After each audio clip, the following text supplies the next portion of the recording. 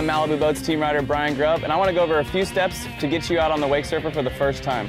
So now the rope's getting tight, it's pulling you up out of the water, you're in that balled up position, you just want to hold that until your board planes out on top of the water.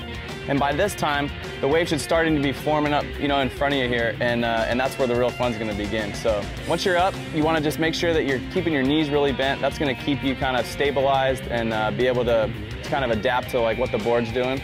And I also like to just pull on with my front hand when I have the rope in my hand. It just kind of opens my shoulders up to the wave, and it just makes it a lot easier to kind of ride like with the rope. You can kind of use your back hand for balance, and it's just a really helpful thing when you're first learning. And then I also like to think about, as I keep my knees bent, I'm trying to keep my knees kind of over my toes. And what that does is it creates toe pressure on that toe side rail, and that's kind of how you control the face of the wave, especially when you're first learning and starting out. So as you have that pressure on your toes, it's easy to think about, your front foot, and when you put pressure on your front foot as being kind of like a gas pedal, and then if you kind of move the weight towards your back foot, that's kind of like a brake.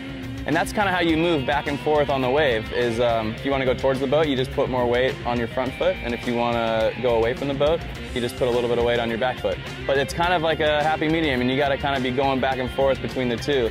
But the goal here is to be riding without the rope. So as you get better, you want to kind of anticipate yourself moving forward and back on the wave and try to stay right in that pocket, which is that sweet spot where you're getting just a nice push towards the boat, and you're not really having to do much work with the board.